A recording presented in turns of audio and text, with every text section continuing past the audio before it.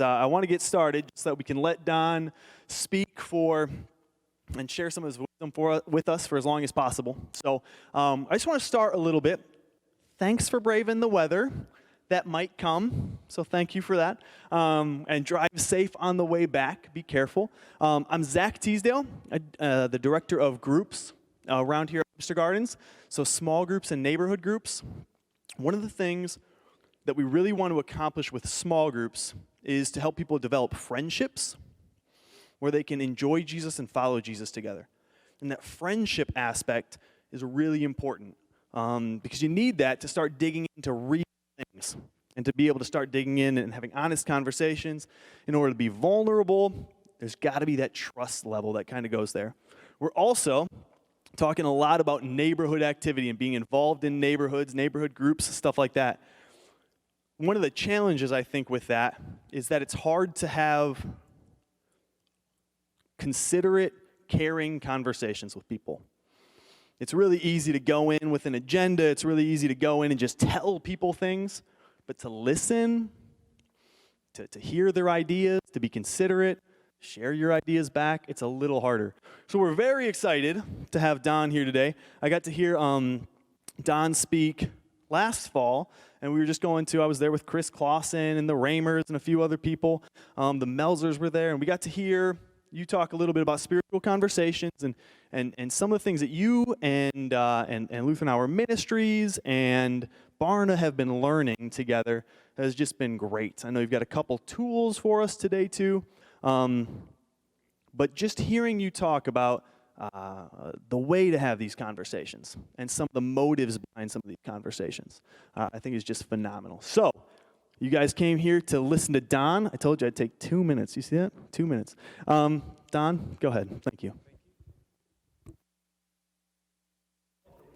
How are y'all doing? You're motivated. There's like a blizzard coming, and here you are. It's great to be with you all. I'm genuinely excited. Jason Brogy is becoming a really good friend of mine, and he does not stop talking about Webster Gardens. He loves this church. He's always talking about it, and so I was genuinely, when Zach called, and he's like, hey, could you come out? I'm like, to get to see the Webster Gardens? So I'm genuinely excited to be with you all, and especially that the invitation was to come and talk about spiritual conversations. So if we're going to brave the weather to talk about something, this is one of the things I really like talking about, talking about spiritual conversations. He mentioned some of the book that some of you are going to be going through. On the right there, The Reluctant Witness, Discovering the Delight of Spiritual Conversations. And really, it's an embarrassing book. It's kind of an expose on how reluctant I have been to get into spiritual conversations and how gracious God has been in graciously inviting me to have more spiritual conversations. Not out of any guilt, not out of any weirdness, but just because God loves the world and He loves me and He invites me into that. So that's what some of that's about. And Zach mentioned Barna. We did an extensive nationwide survey on how people experience spiritual conversations, Christians and non-Christians alike. And we learned a lot of stuff, a lot of sobering stuff, a lot of good news, and really, really helpful stuff. So you take some of the research and you open the Bible, and that combination is really, really powerful and really fruitful. So I hope that your time being in the book and thinking about these things over the coming weeks, I genuinely hope it is fruitful for you all, that God uses it to encourage you and to equip you. Tonight specifically, I want to hone us in on this question. Why engage in spiritual conversations at all? Why do we bother with this? If you're like me and you're kind of a natural-born reluctant conversationalist and you're like, I'd rather not. If it's optional, I'd rather not do that. So why think about spiritual conversations? Why try to get better at spiritual conversations? We're going to do a little how-to work with a tool tonight. Why bother with tools? Why try to get better at this? That's what I want to invite you to become curious about with me tonight. A little bit in the research, a lot in the Bible. My hope is that when we go out and we start scraping our windshields, that we're really pondering that we've been confronted with the sheer importance of spiritual conversations. That we're struck by how important they are. I think there's something important in the life of a believer to be reminded again and again, to be confronted anew with the importance of having spiritual conversations with other people. I know for me, my own engagement in talking with people changed dramatically when God confronted me with the importance of spiritual conversations. And like I say, I'm really stubborn. It took an extraordinary experience for God to do this in my life. It actually happened in a surprising way. I wasn't at a night workshop to hear about spiritual conversations. I was just taking my kids to the pool, or trying to take my kids to the pool. But something happened that confronted me with the importance of spiritual conversations, and I never got over it. I had 2 kids at the time. I have 3 now, and believe it or not, one's in college, one's about to graduate high school. I know I look 13, but that's the truth.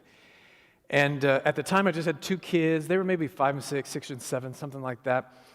And we lived in these condos in Boulder, Colorado. It was a beautiful summer day, and our condo place had a pool, like a shared pool. And so we were walking there, which meant I was walking, carrying, all the accoutrement, and my kids were running ahead saying, "Hurry up, Dad," So you've got that picture in your head. And we're coming around the corner to where the pool house is on the other side of this chain link fence. And I don't know, I'm like maybe 10 feet away from the chain. And my kids, they turn, they see the chain link fence, and they're like, they're even more excited. Like, there's the pool, and you can see the pool, and people are splashing. It's beautiful. The sun is shining. And I'm like 10 feet away, and I hear this little noise off to my right. A barely noticeable, unimpressive, unremarkable noise. I didn't think anything of it. I just kept walking. But as I'm walking, I just got this nudge from God. Pay attention to that noise. The noise was unremarkable, so I did what any ordinary disciple of Jesus would do. I kept walking, right? I mean, my kids are saying, "Dad, Dad," and they're at the fence at this point, like, "Dad, Dad," because they can't open it themselves. And I take another couple steps, and just this nudge from God. Have you ever felt nudged by the Holy Spirit? It was just this nudge. Pay attention to that noise. And I just said, "Hey, kids, can you sit on that bench right there for a second?" This was the thing they most wanted to hear. Why? And I said, I got to go check something out. And so I drop all of, the tubes and, all the things. And they sit there, "Dad, Dad." And so I walk over. It's just condos, back decks with privacy fencing, that kind of privacy fencing. And I'm walking over like, "God, what are you talking, what's happening?" And he said, "Pay attention to that noise." And so I walk over, and it's just these back porches, privacy fencing maybe this high. It's the kind of thing where there's a vertical slat on this side of the bar, and then there's one on this side, this side, this side. So if you get close enough, you can be a peeping Tom. You know what I'm talking about? Yeah. And I very much felt like that as God's like, "Check this out." And so I'm going over, and like, and then I do hear some more noise. There's a little tiny dog yipping behind one of these things, sounding distressed. And I'm like, "Well, is that where the noise was from?" And I go and I get close enough. I feel terrible. My kid's like, "Dad, what are you doing? Whose house is that?" "I don't know." And I get close enough where you can kind of peer through, and I see on the patio, I see what looks like blood. And so I go up and I pull myself up like this just for a split second to see what's going on. In that split second, I see there's an elderly woman lying down.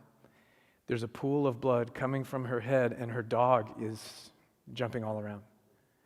I drop back down. I turn to my kids, and I said, "Kids, don't move."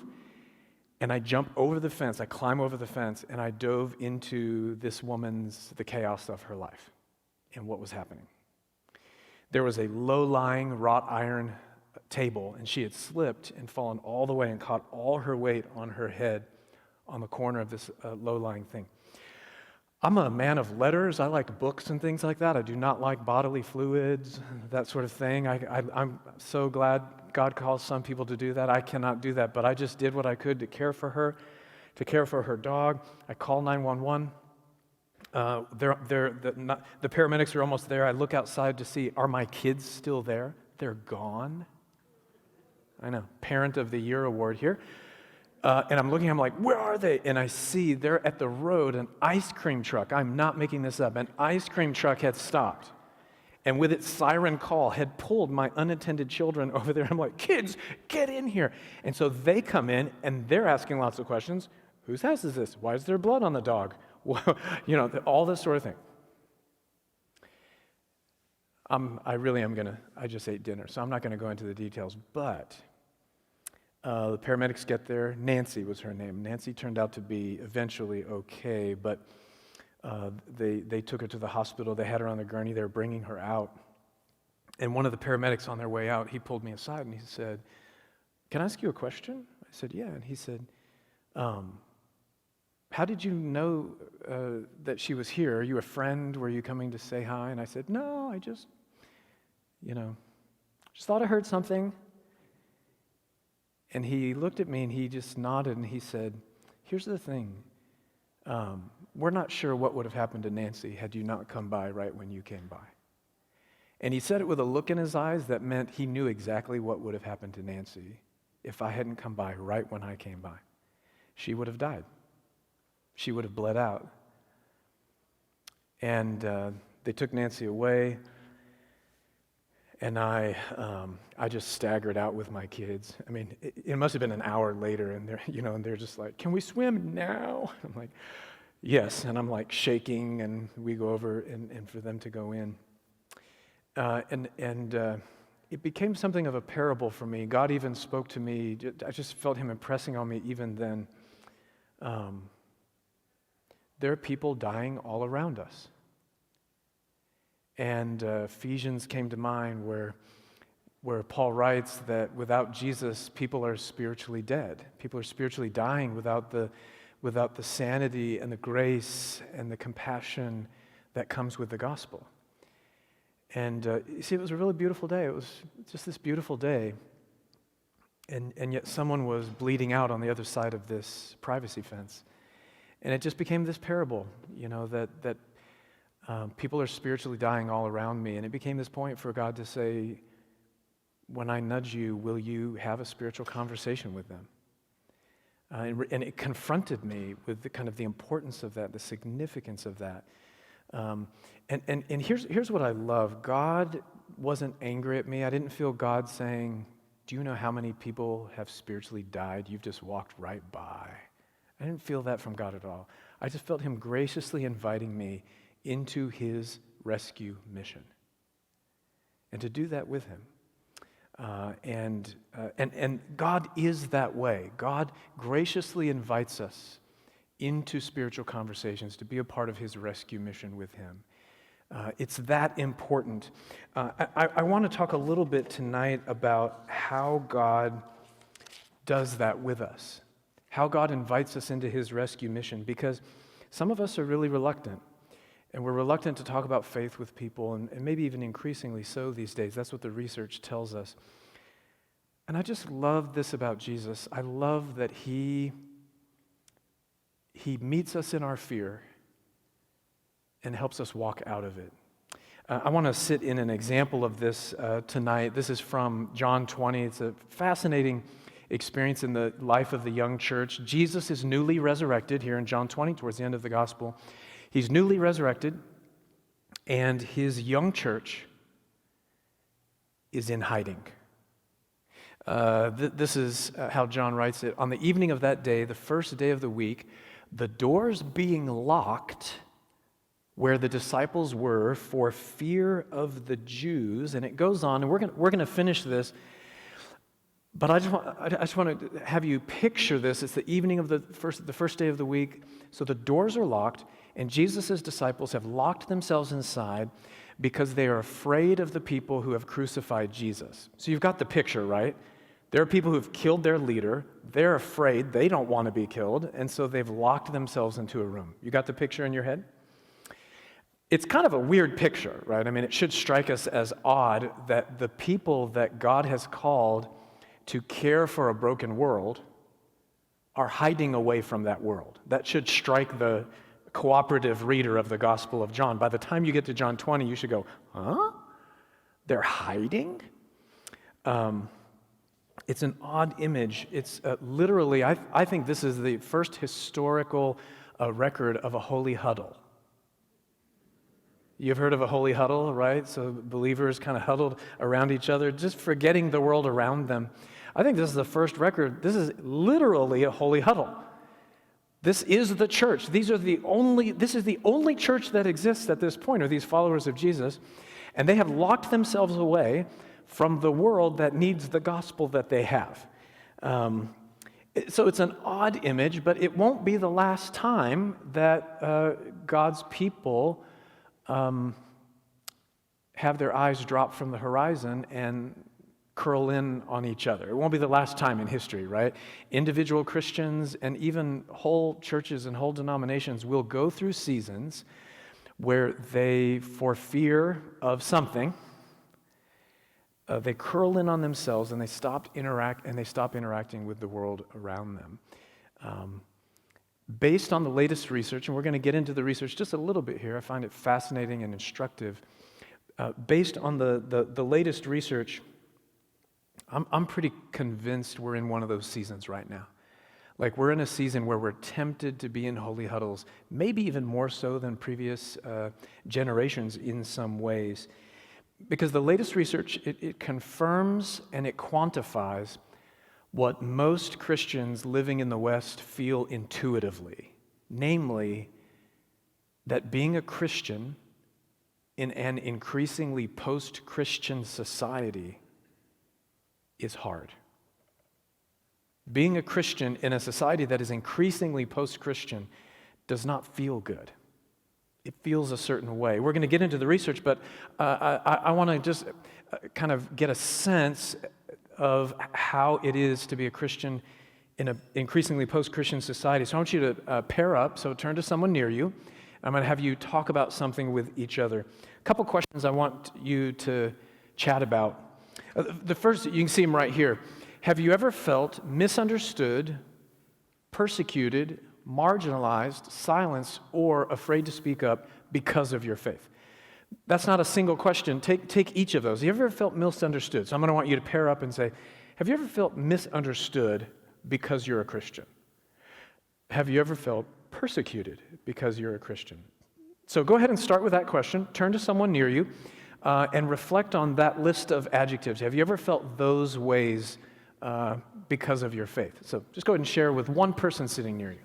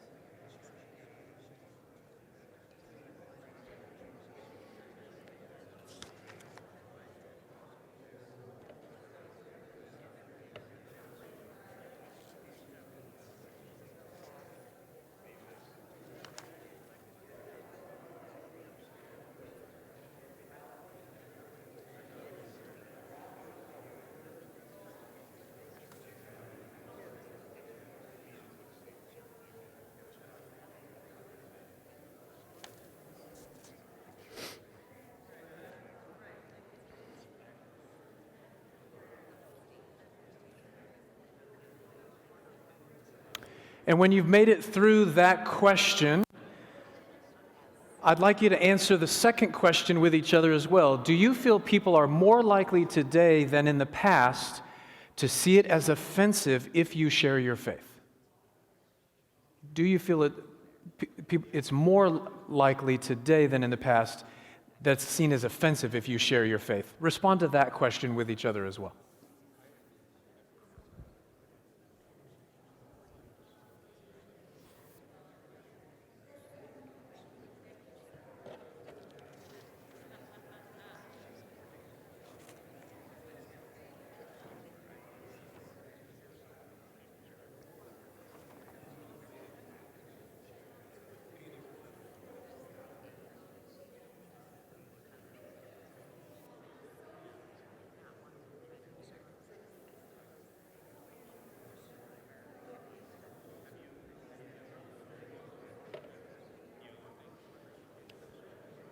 Okay.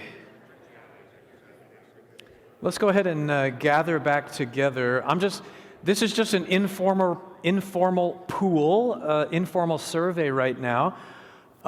If you're comfortable, you don't have to raise your hand, but I'm just curious, how many people in here would say that in some time in the past you have felt misunderstood because of your Christian faith? How many of you said yeah to that experience? Okay, it's a decent experience. Christians in the U.S., 65% of Christians in the U.S. Have felt misunderstood because of their Christian faith. 65%, so the majority of us. How many of you have felt persecuted? That's a little stronger. Okay, so some.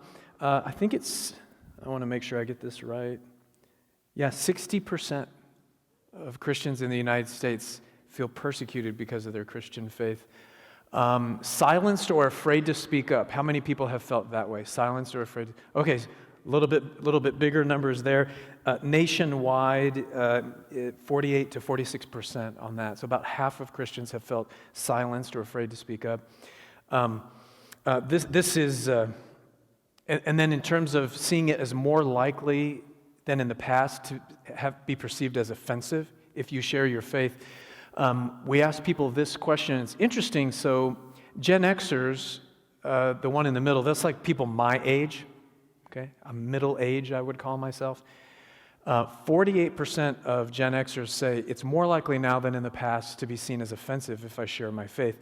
But what's interesting is the trend. If you're older than me, so if you're a boomer, only 31% of boomers say the same thing. But if you're younger than me, Lord bless you, and you're a millennial, 61% of millennials say, oh yeah, it's much more likely to be seen as offensive if I share my faith. Do you see a trend? So the younger the generations are, the more they are kind of keyed into the fact that, yeah, it's seen as offensive to share your Christian faith. Our society is becoming increasingly post-Christian in some ways, right? And on the one hand, there's nothing surprising about this. Can everyone just like breathe a sigh of relief? You ready?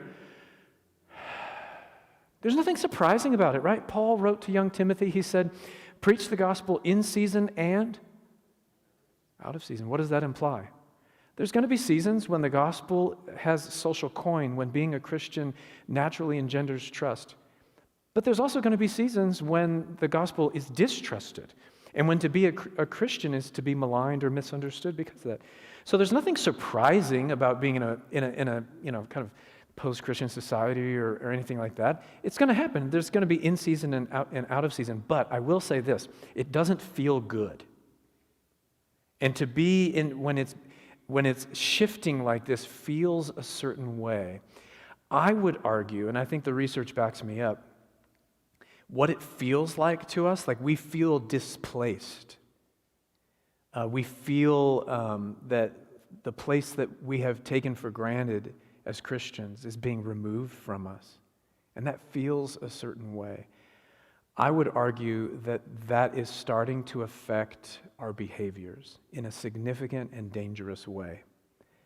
Let me give you one example of how it's affecting our behaviors. When we did research, this was 2018, we did this nationwide research on how people experience spiritual conversations. One of the questions we asked people is the question you see up there.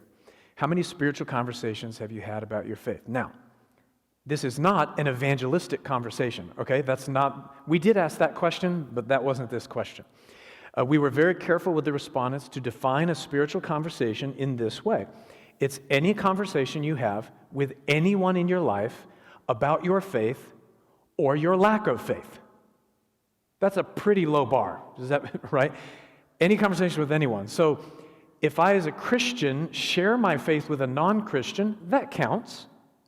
But it also counts if I'm driving home with my spouse and we're talking about the sermon we just heard. That also counts. Does that make sense? That is a spiritual conversation. It counts if you're talking with a friend and you're saying, I kind of don't buy this stuff. I kind of don't buy what the pastor is saying. That counts as a spiritual conversation. Does that make sense? If you're in a small group, if you're in one of these neighborhood groups, a small group, and you're talking about your faith with each other, that counts. Are we clear on the definition? Because get ready to have your jaw drop. Are you ready? Are you ready for some kind of sobering news? Here's the good news first. Self-identified Christians, you see the two warm colors, like kind of from 9 o'clock to 12 o'clock there, the orangish and purplish? About 1/4 of all self-identified Christians in the United States are having lots of spiritual conversations. And that's really encouraging. Can we cheer? Yeah, that's great. And actually, those 1/4 of all Christians who are having lots of spiritual conversations have a lot in common with each other. So we really drilled in on those in the research. They have a lot of things in common with each other, and they're not things you're born with. So it's not like women from the South are having lots of spiritual conversations. There are certain attributes. We call these eager conversations, and we have a lot that we can learn from them. Wonderful. But we're going to move on to the bad news. Are you ready for this? All the cool colors, 3/4 of all self-identified Christians in the United States could only remember having 9 or fewer spiritual conversations in the last 12 months. Remember the definition of a spiritual conversation?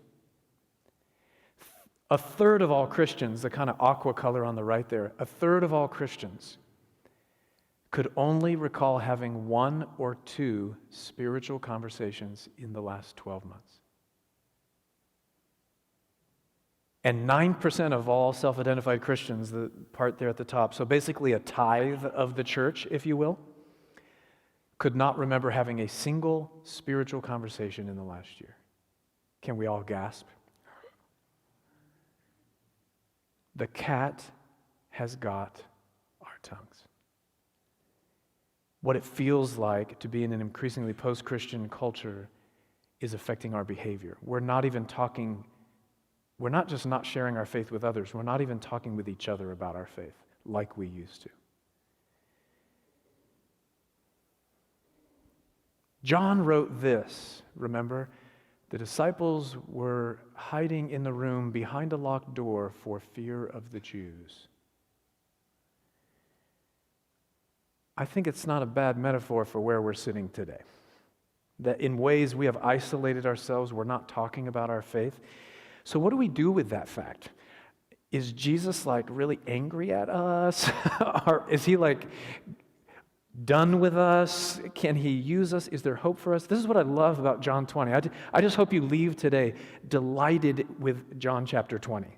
Because in John chapter 20, we get to see how does Jesus interact with these people who are in a holy huddle. Should we find out together what he does with them? I think there's great hope. I have taken great personal hope from this passage. So let's see what happens. So Jesus came and stood among them, and he said to them, "Peace be with you." Can we all say the word peace? Peace. And when he had said this, he showed them his hands and his side. This is, of course, where the wounds of the crucifixion were. And then it says, then the disciples were glad when they saw the Lord. I love this. Jesus doesn't come in and say, "Why'd you lock the door? What are you doing hiding up here? Didn't I say you would be my witnesses?" He doesn't say that. He comes in and he goes, "Oh, I see the fear. It's just on you." And so what does he say? He says, "Peace. Don't be afraid. Peace. Check it out. Check it out. It's me." And this is the moment in church history where the church becomes convinced not just of the crucifixion of Jesus, that he died to pay the penalty for their sins, but they become convinced of the resurrection of Jesus, that he's conquered death, that he is now enthroned on the throne of David, and he reigns victorious, and that our king won. This is where they become convinced of it. And I love, it's almost an understatement, then the disciples were glad. You know, maybe at first they thought it was a ghost or something like that had happened before in the Gospels, we know. But when they are reminded of the crucifixion, he shows them the wounds. He's like, "Remember what I did. I, the guy whom alive again, talking to you right now." He reminds them how good the good news is and how he is victorious and that he has won. And it says, then they were glad. And that's where we have to start. We're not going to take a bridge from our fear to action by just saying, "Just do it, guys. I mean, I know it's awkward, you're going to hate it, but just bring Jesus up awkwardly in conversation." Could you do that more? That's not how we get there. How we get there is how Jesus got there. And he just said, oh, come here, check it out, check me out. In our increasingly post-Christian society, we have to become more Jesus-centered than ever. Amen? We have to be cross-centric. We have to be reminded of the power of a resurrected Jesus. That can lift our heads up. That can dispel our fears. God can actually do something with our fears. I love James Stewart is one of my favorite Scottish preachers. He's so Scottish. His name's James S. Stewart. You know what his middle name is? Stewart. His name's James Stewart. You don't get more Scottish than that. And I wish I could read in a Scottish brogue, but I'm not going to try. But he wrote this. He said, "It is my conviction that dark and threatening as the human prospect may appear to be in these tumultuous days." Does anyone ever feel like that? He says, dark and threatening as it may be, there is something in our Christian inheritance which needs only to be understood to counterbalance our low moods and disquiets and to make us, even in this desperate time, more than conquerors. And he's talking about the cross of Jesus. We just need to remember that, and it lifts us. It reminds us that the good news is good news. And that's where we must start. But then Jesus does something very interesting. Jesus goes on and says this. Jesus said to them again, "Peace be with you." Can we say peace? He said it twice. He said it twice, yeah. He said to them, "Peace be with you. As the Father has sent me, even so I am sending you." And this is the moment in church history where Jesus clarifies to them this whole locked door thing. We're not going to do that. I'm sending you because this victory that I have achieved is for people who aren't in this room also. And they need to hear about this. And so he sends them out. And he's not asking them to do anything he hasn't done. He's like, listen, the Father sent me from the confines of heaven. Okay? I got my feet dirty. And so I'm sending you out to tell other people as well. And this is the moment in church history where Jesus interrupts their quiet room of fear, reminds them of the beauty of the gospel, and then says, now go. Because other people need to hear about this victory. They need to look at this too. And so I send you to do that. And this, of course, is the part of the story we're in, right? That we are sent ones, that the church has been sent. We're a part of the church. We are sent ones. I remember, you've heard of the Great Commission, right? Matthew 28, the Gospel of Matthew ends with Jesus saying, okay, go therefore and to all the nations, make disciples of all people, teach them to obey all the things I've taught you. I'll be with you always. I remember hearing that growing up. I was sitting in a pew much like this, and I remember first time I heard the Great Commission, I remember thinking, that is so sweet that God gave missionaries one verse in the Bible. That was so sweet of him that he did that. For those brave souls who are sent out to actually tell people about Jesus, Lord bless them. I'm glad he gave them this verse. I've been disabused of that notion by doing the dangerous act of reading the Gospels. Because did you know that every Gospel ends with a Great Commission? It's not just this one verse, it's in all of them. So that's how Matthew ends. The Gospel of Mark ends, Mark 16, the end of that Gospel ends. And Jesus said to them, go into all the world and proclaim the gospel to the whole creation. Proclaim. This is something you do with your mouth. It's a conversation thing that you do. The Gospel of Luke ends this way. Luke 24. Repentance and forgiveness of sins should be proclaimed in his name to all nations, beginning from Jerusalem. Proclamation. It's something we do with our mouths. And then what does the Gospel of John end with? This unforgettable, intimate, gracious scene where they're locked in a room and Jesus comes in. He's like, oh, there you are. It's cool. I'm here. I won. Let's go. All the Gospels end with people being sent. And it has implications for our mouths in particular. It has implications for our conversations. This is how Paul put it. He was writing to the church in Colossae and he said, walk in wisdom toward outsiders, making the best use of the time. Let your speech always be gracious, seasoned with salt, so that you may know how you ought to answer each person. There's so much just in this one verse. And in a little bit, I want to take us to make the best use of the time, because that is a fascinating, in the Greek, is really fascinating. And I think it speaks to the main question I want us to wrestle with tonight, which is the importance of spiritual conversations. But can we put a pin in that and come back to that in a second? Can we take a time out from why is it important and just talk how to for a little bit? Because it's just so rich. I wasn't planning on doing this much, but notice what Paul says here about how we engage in conversation about Jesus. He says, for example, let your speech always be gracious. How often? That's interesting, isn't it? Our conversations always should be gracious. It reminds me of, Peter puts it this way, always be prepared to give a response, but do it with gentleness and respect. If you ever find yourself talking about Jesus with someone in a way and you're not doing it gently or respectfully, you're doing it wrong. Can we just talk how to for a little bit? Always gracious, he says. Notice what he says at the top, walk in wisdom toward outsiders. For Paul, an outsider is a non-Christian. And when he's saying walk in wisdom towards them, he's saying you need to be wise in how you have conversations with non-Christians. Be wise about it. You know, I have, after hearing a fiery sermon, I've gone out and done really awkward things. I've said really awkward things to people, and it like took a lot of faith and it grew my prayer life, but actually what I did was foolish. Like it wasn't actually helpful. And he's saying, actually use the noodle God gave you. Be wise in how you engage in spiritual conversations. Always do it graciously. Notice what he says at the bottom. He says, so that you may know how you ought to answer each person. I think for too long we have focused on memorizing a gospel summary and then just kind of puking it up on people who are unsuspecting. Right? So I have the content memorized, and I'm going to like, blah, and I hate it more than you do, but I have to do this to you.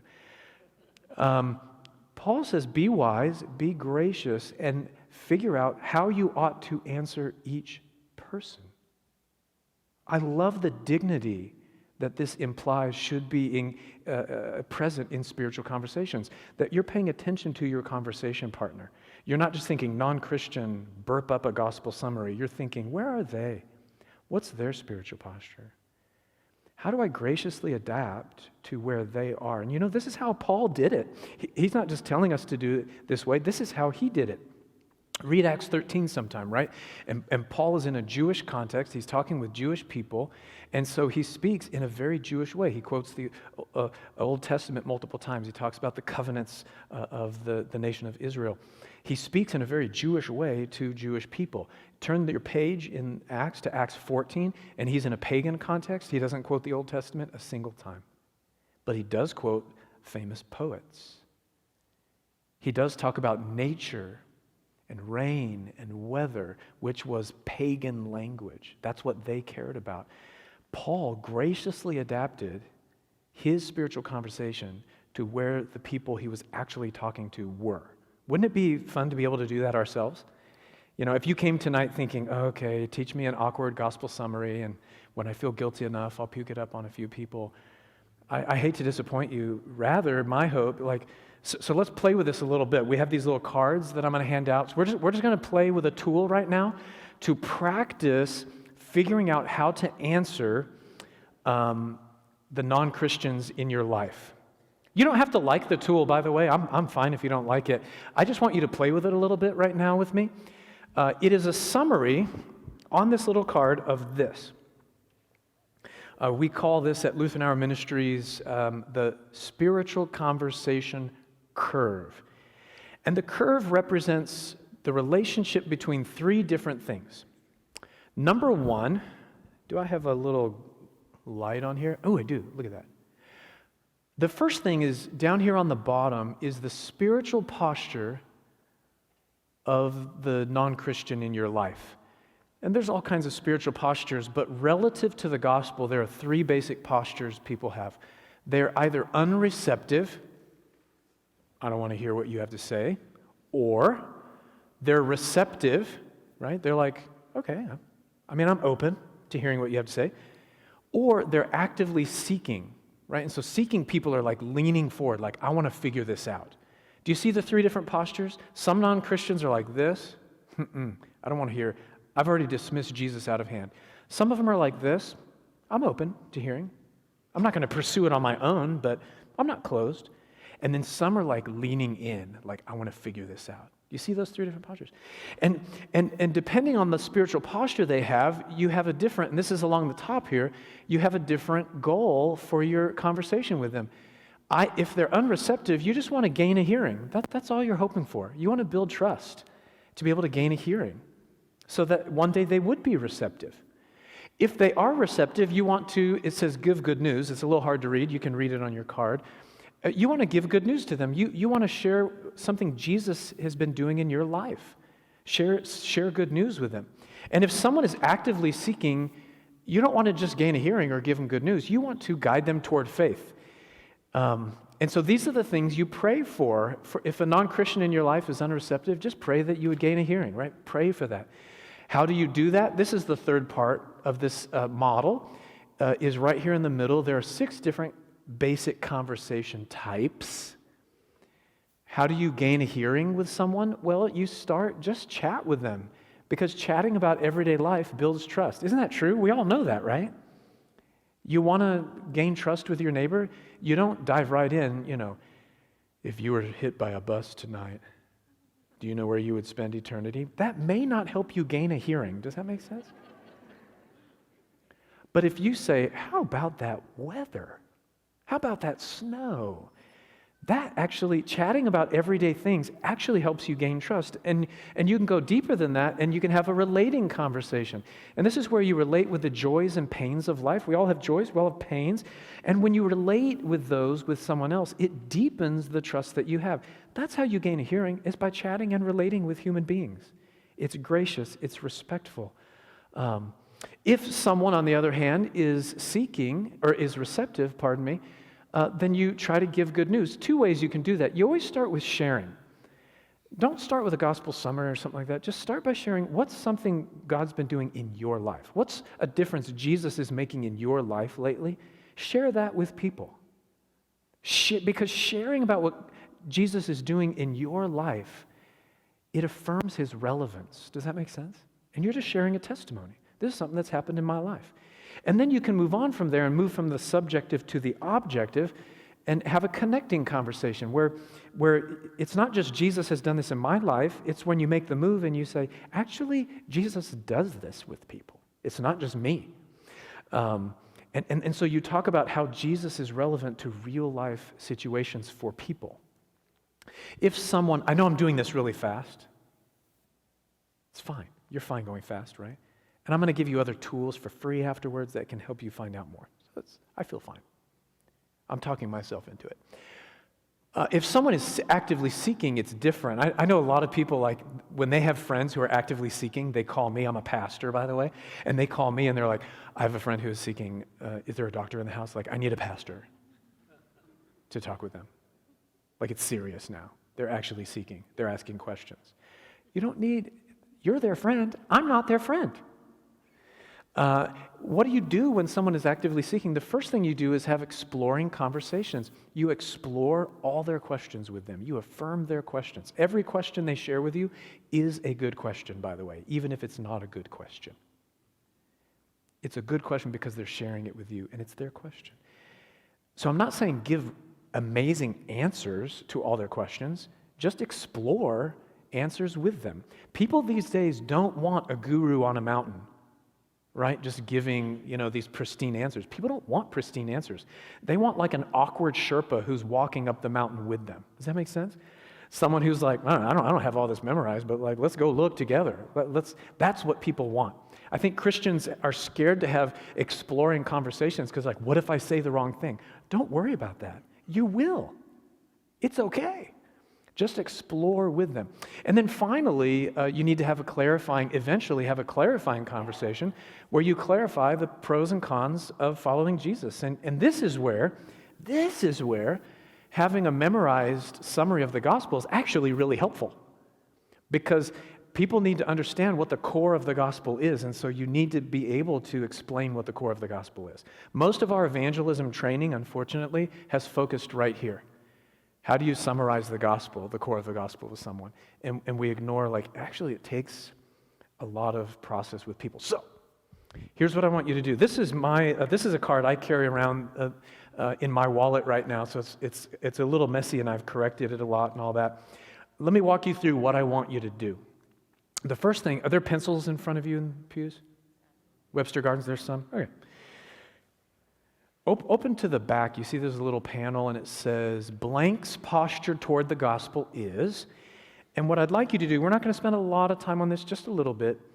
I'd like you to write down the name of a non-Christian in your life. So maybe of the non-Christians in your life, someone you're closer to. If you don't know if they're a Christian or not, just put their name down, it's fine, right? So I'd like you again, you're not going to show this to anyone. I'm not going to ask you to read off of your card. I'm not going to read to you what's on mine. It's a name of a good friend of mine. That's what's on my card. So go ahead and put their name. So their posture towards the gospel is, and then I'd encourage you, based on the little brief explanation I just did, would your best guess be that they're unreceptive, receptive, or actively seeking? Go ahead and put a check mark by which one you think they are. Just a best guess. And then in that little thought bubble, you can write details, like what led you to your conclusion. I think they're seeking because they ask me questions all the time. You could add that detail there. And then, again, I'm assuming you'll finish this later.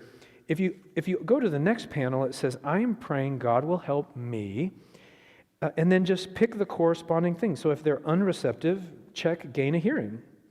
I am praying God will help me gain a hearing. And then write what are your prayer requests? What are you hopeful?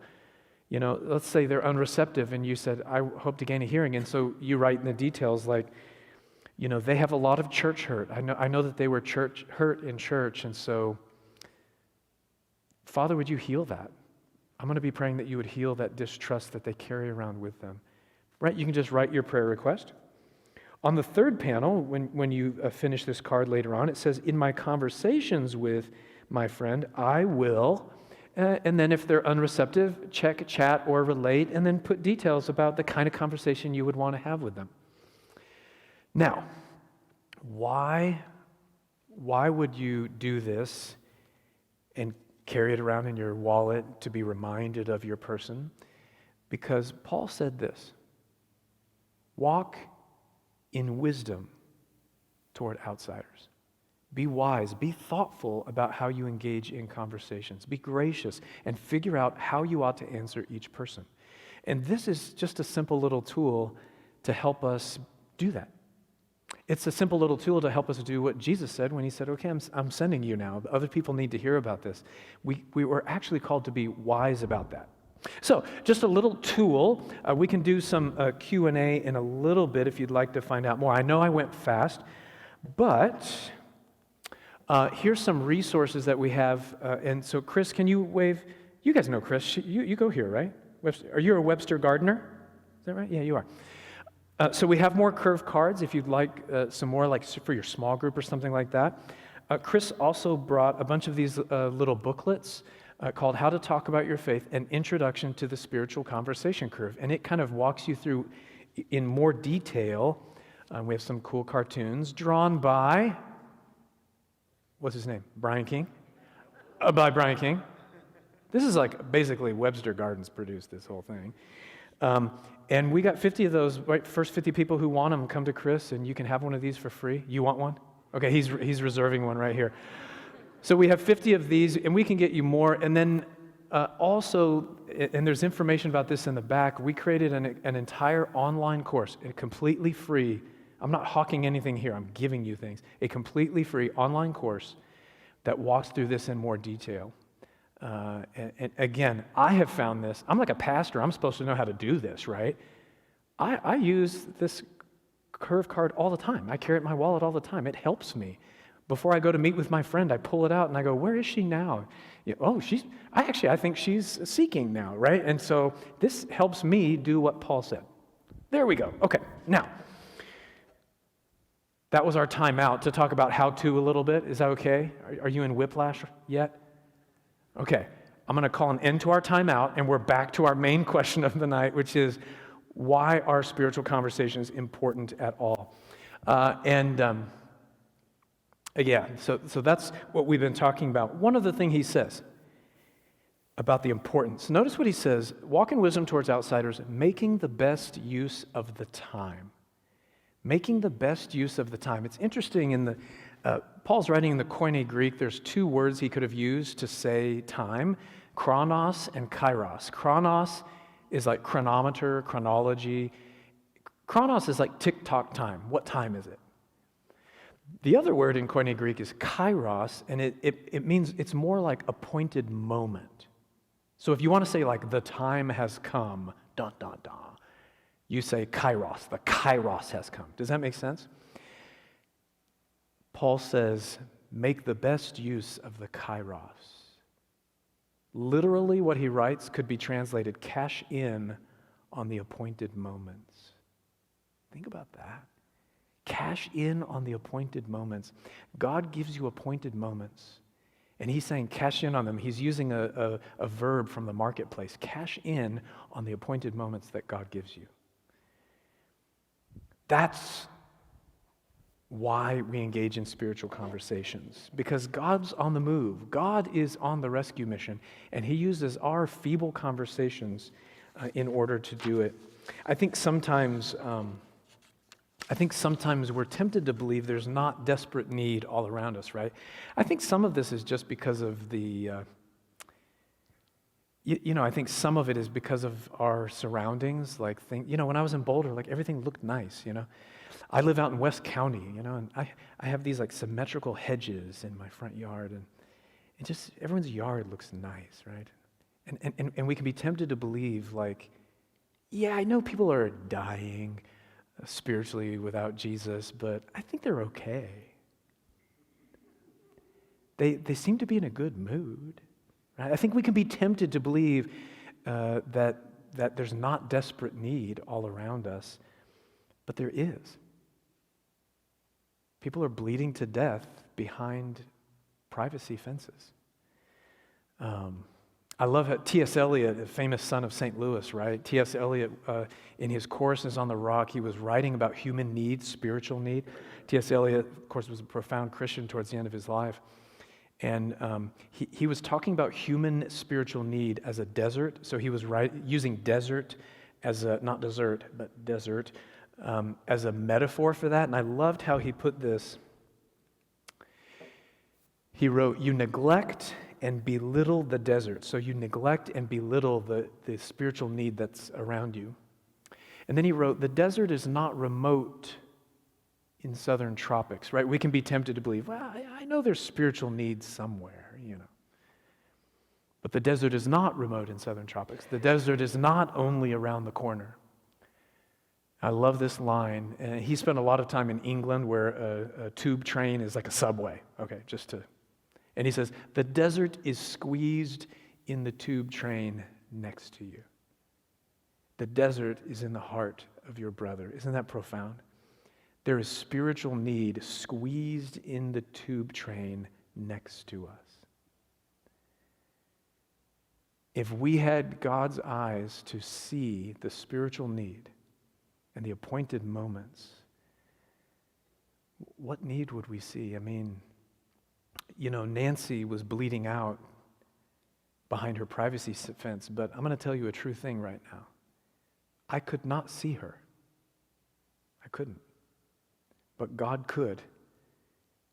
And he nudged me to go over there. And her life was saved because of it. It's interesting. We got in the pool. My kids, they went in and they get in the pool. And the sun was going down by this time over the Flatirons of Boulder. Beautiful place. And I'm kind of, again, I don't do well with bodily, as I'm like shaking. And I'm walking into the pool from the shallow part, and I get deeper and deeper, and I'm just watching the sunset, processing what just happened. I'll never forget this. And then I realize there's something like in the pool around me. And I'm like, what is this? And I realize I have Nancy's blood all over me. and it's coming off in the pool. I know it's kind of gross. I just choose to believe like the chlorine took care of it. Like that's the lie I tell myself. And I saw this blood coming off, I'm not exaggerating when I tell you it chilled me to my bones, because for this reason, I almost didn't go over. I came within a hair's width of not going over. There was no good reason for me to go over. My kids, who were in my charge, needed to be cared for. And I'm in the pool and I'm seeing this blood and I'm realizing the stakes. Like, I came so close to not going over there. Now, God can save people any way he wants, amen? He's the author of salvation. So I don't mean to put any weight on us that doesn't belong on us. He is the author of salvation. We are not. But he has chosen in his goodwill to use his people, us, to tell people about his wounds and the power of the resurrection. He chose us. And so if God nudges you, like, yeah, use your noodle. Yes, right? Be wise, walk in wisdom, figure out how to answer people. But if God nudges you, go. Be engaged in spiritual conversations. I don't know why God has chosen us as his means for telling people, but he has. Like, we're the plan. And he can use imperfect people like us. Let me tell you this. You know, people talk about the great things that the early church did, right? You've heard that, right? The early church spreading the gospel and all that. Do you know how they started? Locked away in an upper room, shaking in their sandals. If God can use fearful people like that, amaze them with the truth of their own gospel, and send them out and use them, oh, he for sure can use us as well. And so that's my prayer as we go forward. Now we're almost out of time, so Zach, I'm going to have you come on up. I've successfully talked long enough that we can't do Q&A. Yes. But I am going to, I'm teasing a little bit, but I am going to linger afterwards if anyone wants to talk more. I know our little timeout, how-to timeout, was really fast. I recognize that. It was meant as a tease, and so if you find yourself wanting more, success. So I'll linger around if anyone wants to talk more. Thanks. Let's just thank Don real quick here.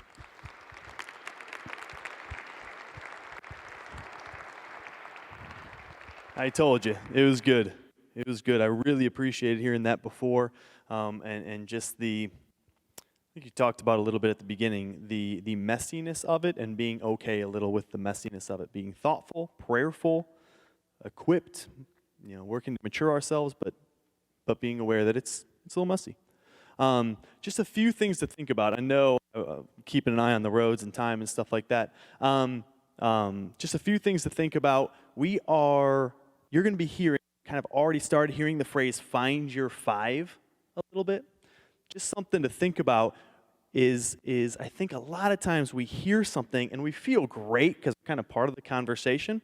And it's kind of the first step in making something happen, so it feels good. But man, I struggle sometimes in that second step of planning something. So we talk about finding a lot so that you can identify who those people are. Who are those people who God has around you to have those spiritual conversations with? Write it down. Write it down. Think about what's that kind of next step for you guys. Write it down. Thinking about when you might be able to do that. Put it on your calendar. Get it. Give yourself those action steps to do that. Can you tell I work with Pastor Christensen? Yeah? This is just something that we've got to do. One thing that Darcy and I do, and more so Darcy than me, is we go to this gym over here and just being very conscientious of thinking about how could we show love in kind of effective ways, and who are the people who we want to do that for. So we try to remember those people's birthdays, try and do something on their birthday for them. Just little things like that, right? What's kind of the plan? Who are your five? What are you going to do? When are you going to do it? A little bit. We are also going to start up on Wednesday night, starting February 5th from 6 to 7 for 5 weeks. It'll get a little messy on week 4 and 5 because Lent will be starting. We're going to talk a little bit about Don's book. We're going to get some people together in Friendship Hall, and we'll talk a little bit about this book. There's 5 chapters. We'll go through a chapter a week and just kind of work through some of the questions, some of the concerns, what our plan is, and try and support each other in those plans. But we'll do that for just kind of 5 weeks around, starting on February 5th, 6 to 7 in Friendship Hall. With that, I think we're going to wrap up in prayer here in just a second. As you're leaving, we're going to give you guys a book if you want one. So one of Don's books, they're just out there. We'd also encourage you, if you take a book, to just type your name down and click on your profile. That way we can send you kind of questions and things to go along with that if you want. If you don't want those questions, don't type your name down. But feel free to take a book if you'd like to read it. With that, let's pray, and we'll let you guys go. God, I thank you. I thank you for letting us be a part of this plan. Thank you for the trust that you have in us, and I thank you for the strength that you have to empower us. I thank you for also being the source of strength, for being the author of this salvation. But for welcoming us into the process. God, I thank you for just letting Don come here today, share with us some of the insights that you've blessed him with. And I pray that you be with us as we go out of here, to think about how we can not just change people, but love people. To think about how we can grow in relationships with people and just love our neighbors. God, so just bless us through that process.